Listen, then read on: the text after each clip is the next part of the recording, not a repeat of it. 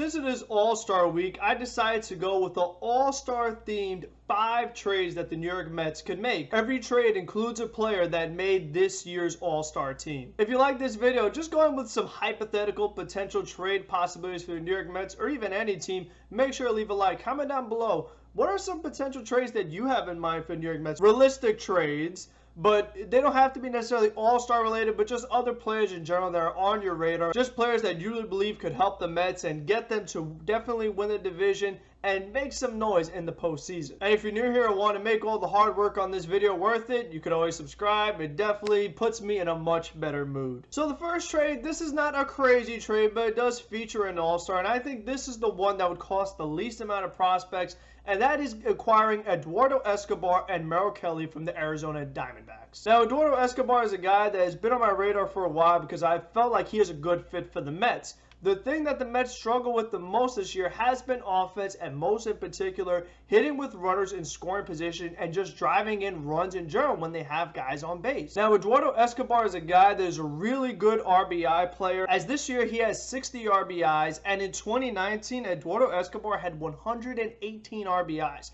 So this is a guy that does not press or get anxious when there are runners on base. He knows what it takes just to put the ball in play and get the little hits that could bring home some runs. Eduardo Escobar also has 20 home runs on the season, which is more than any Met right now, which is not saying a lot. The Mets could really use more guys that can hit home runs frequently. When you look at his baseball savant page, it's not amazing. He doesn't absolutely destroy the ball, or he doesn't have the greatest eye at the plate, not the best chase rate and this rate and that rate. But what I do like about Eduardo Escobar is, like I said, he doesn't have to kill the ball. Just the fact that he gets those RBIs and gets those timely hits, that's all the Mets really need. They don't need anything too crazy. They just have to stop having bases loaded, 1 out, and don't score. Another reason why Eduardo Escobar fits on New York Mets is the fact that his primary position is third base, and we know that anytime the Mets have been looking at a player recently, it happens to be at third base, which, as we know, it just looks like they are not crazy about J.D. Davis for whatever reason. Could be that he's a Brody guy, could be his defense. We don't really know the exact reason. But Escobar is not strictly a third baseman. He can play pretty much anywhere around the infield, and he can even play the corner outfield position. Another nice thing about Eduardo Escobar is that he's a switch hitter.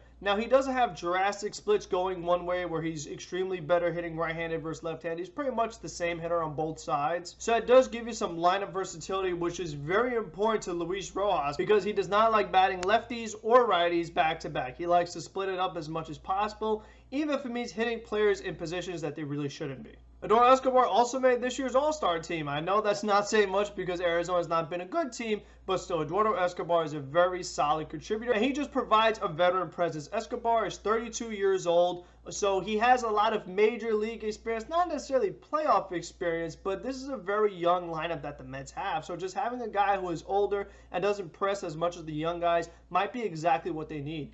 And since Eduardo Escobar is an expiring free agent, you don't have to give up a ton prospect-wise, which is really important to the Mets, who still are in the process of rebuilding their farm system. Now, Merrill Kelly doesn't really jump off the page. It's like, oh my gosh, he's the number 2 behind DeGrom, or he's better than Taijuan Walker. Nothing like that, because the Mets rotation has been good this year when you look at DeGrom, Walker, Stroman, even Tylor Megill. But when he gets to that 5th spot, that's when things get a little tricky, whether it's, as we've talked about before, with the Corey Oswalt and the Robert Stock and Jared Eichhoff and whoever else. These are not guys you want taking the bump every 5 days. You would feel a little more confident in Merrill Kelly, as he has a 4.46 ERA. Not amazing, but when it comes to the Mets, Carlos Carrasco should be back pretty soon. He's going to make a rehab start with Brooklyn, and he might return to the Mets shortly after that. I'd be surprised if he's back that quick. I think they want to wait a little more, really build his arm up before they bring him back. But when you get to the postseason, your rotation is going to be DeGrom, Stroman, Walker, and Carrasco. You're not even really going to use Merrill Kelly that much. If anything, it would be a long man out of the bullpen. And that's why Merrill Kelly is a good fit, because all you need is a 5th starter. You don't need anybody crazy. And since he isn't that good, he also will not cost a lot of prospects. I'll pull up his baseball savant page. He's another guy that isn't really amazing in certain areas, doesn't hit on the 100th percentile or 90th percentile in anything, but he just gives you a competitive start, which is all you really could ask for out of your number 5 starter, especially with how things have been going for the Mets, trying to do these bullpen games and overworking arms like Miguel Castro or having Aaron Loup throw a few innings, and I don't have one of your best relievers for a couple of days. Now, the second trade for the New York Mets involves all-star Adam Frazier and reliever Richard Rodriguez. Now, when the Mets were first rumored to be looking at Adam Frazier last week, I wasn't crazy about it. I looked at Adam Frazier, I said, you kind of already have Adam Frazier and Jeff McNeil. When Jeff McNeil's right, he is a very similar player to Adam Frazier. Left-hand second baseman, high average, and just gets on base and doesn't strike out a lot. But as we know, Jeff McNeil has struggled for the most part this year. He has gotten better recently, and I do anticipate that he will continue to improve and eventually become the Jeff McNeil we all know. But for the time being, you could use another guy that is batting .330, and when you look at his Baseball Savant page right here, it's no cheap luck. Even his XBA is really good as well. So Adam Frazier just gets hits. I mean, we saw it in the first series between the Mets and the Pirates. Adam Frazier was getting single after single after single. And that's what the Mets could use. You hope that sometimes when Adam Frazier gets those singles, there are runners on base, and it would lead to good things. Adam Frazier does have pretty good numbers with runners on base and runners in scoring position this season, so you do like to see that. He only has 4 home runs, so he's not going to give you a lot of power, but he is just going to get you hits. And as long as you score runs, that's all that really matters. Now, the problem with Adam Frazier is his fit defensively. His primary position is second base. That's all he's played this season. He has not played third base since 2017, I believe, so it has been a while. And if you acquire Adam Frazier, either him or Jeff McNeil would be moving to third base. Now, we don't really know how well Adam Frazier would do because he has not played there in so long, and even when he did, he didn't play there much. And the last couple of times we've seen Jeff McNeil at third, he has not done well over there. So there is a problem defensively. Adam Frazier's out to above average is not great, but as far as just making the routine plays, he does have a solid glove. Adam Frazier also has another year on his contract next year, and not a crazy number, so you would have to give up a good amount of prospects to get Adam Frazier. Now, the one thing to consider is that this is a career year for him. He normally is not an all-star. Neither is Eduardo Escobar. Now, when it comes to Richard Rodriguez, he's pretty intriguing because he does have the 2.29 ERA, but when you put up his Baseball Savant page, this is no fluke. I mean, Richard Rodriguez is having a really strong season. And we saw him pitch against the Mets, and he got a save in a big spot in a one-run game. What I like the most about Rodriguez is that he's in the 100th percentile as far as walks. And that's a really big number for relief pitching, especially for the New York Mets. How many times have we seen Miguel Castro come to the game, walk too many batters? Same goes for Jeurys Familia. So if you have a guy who's coming in there and is throwing strikes and you could put him in with runners on base, not have to worry about him walking in a runner, that's something this Mets bullpen could really use leading up to Edwin Diaz. So Richard Rodriguez would be a perfect fit for this bullpen, especially with the way Miguel Castro has been struggling recently. Now, this trade really shouldn't cost much. In this trade and the Arizona trade, I'm not giving up any top 5 prospects.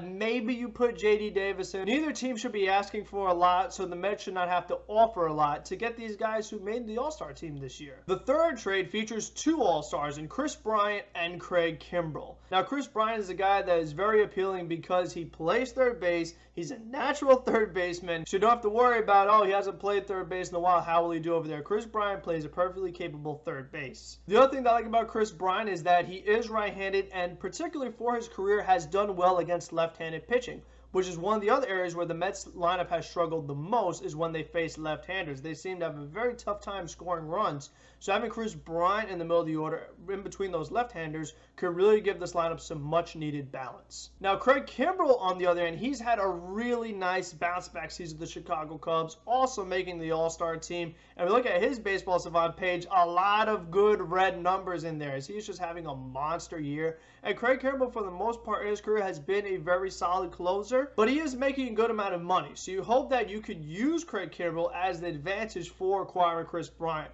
Kris Bryant is on the last year of his deal, as we all know, looking for a big payday at the end of the season. Craig Kimbrell has a team option next year. So you hope that if you take on Craig Kimbrell's salary, it can reduce the prospect cost for Kris Bryant. When the Mets were talking to the Cubs in the offseason, the Cubs asked for Francisco Alvarez, which personally I'm not putting in any trade. So if the Cubs are willing to come down on their asking price, take J.D. Davis. I don't love putting Mark Vientos in this trade, but I guess I will if I'm getting both Bryant and Kimbrell, maybe a couple lower-level prospects, and you add 2 All-Stars in 2 areas of need. Now, would Craig Kimbrell excel in a setup role? Would he be willing to accept a setup role? that's something you hope that he signs off on. And if he does, you have a really nice 8-9 combination of Kimbrell and Edwin Diaz. You throw in Seth Lugo and Aaron Loop, and you're in a really good spot.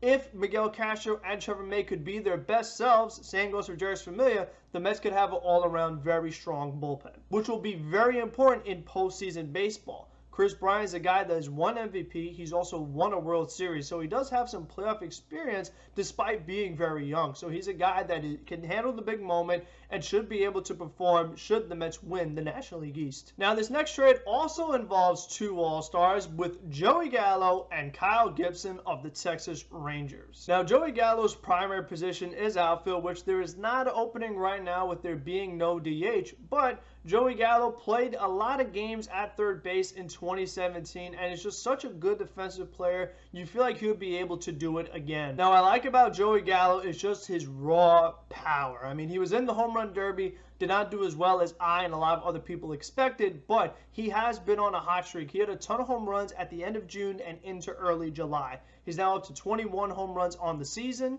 And that's just how Joey Gallo is. He doesn't get any cheap home runs. He hits bombs. And this has been the story for his career. Big home run guy, big walk guy. When you look at his Baseball Savant page, he's in the 100th percentile for walk percentage. And because of all those walks, his ex-WOBA is also very good. Now, Joey Gallo is going to strike out a lot. He's not going to hit for a great average, but he does give this lineup much-needed power that they just have not had. So you hope that if Joey Gallo continues to hit those home runs, that they will have some runners on base. Now, Kyle Gibson would be a nice bonus to add on to this trade just because he has had a very strong year, having an ERA in the low 2s. And his Baseball Savant page, he's a guy that doesn't have great velocity, doesn't have great spin rate, but he just puts up zeros, which is all you can ask for when it comes to a pitcher. Now, this trade probably would cost a lot prospect-wise, but I think it's just a very good trade for the Mets because when the universal DH is most likely going to be here next year, you could put Joey Gallo in center field and make Dom Smith a DH. And Joey Gallo has great numbers in center field. He has a wonderful outs above average and really good outfielder jump and a very, very strong arm. So he would be a perfect two-way center field that the Mets have been craving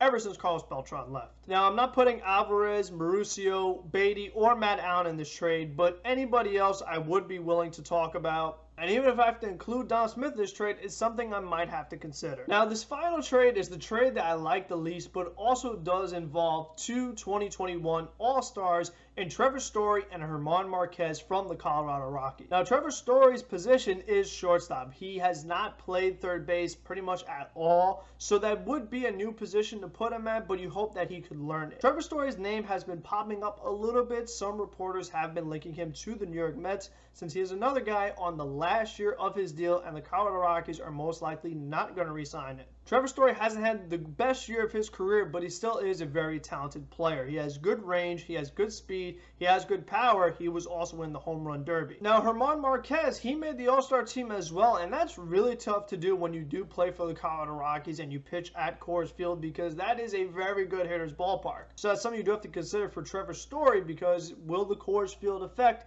have any impact on his ability to perform in New York? Some people believe in it, some people don't, but it's something you always have got to consider, especially when it comes to power hitting. So the fact that Story would have to learn a completely different position, I don't know if he's even worth extending long-term. I'd rather have Kris Bryant sign him for long-term or sign Joey Gallo long-term before I do that with Trevor Story. And him and Herman Marquez are probably going to have a pretty good asking price, even though he is on the last year of his deal. So I wouldn't want to give up anyone crazy because, again, I don't love this trade, but it is another trade that would help the Mets because it would give them another starting pitcher, which they definitely could use. It's not a bad thing to have a bunch of good starting pitchers, and if you add an all-star and a really talented player like Trevor Story, how could you say no to that? So again, I hope you guys enjoyed this video. Let me know the trades you think the Mets should make, and also be on the lookout for Mets Weekly tomorrow at 7 o'clock on Metfan on YouTube's channel. I will leave his channel link in the description. So until the next one, be safe, be smart, be healthy. Let's go, Mets. Go get some all-stars on this team. You got the money. I mean, Steve Cohen says he's going to go over the tax eventually. Spend that money, Stevie.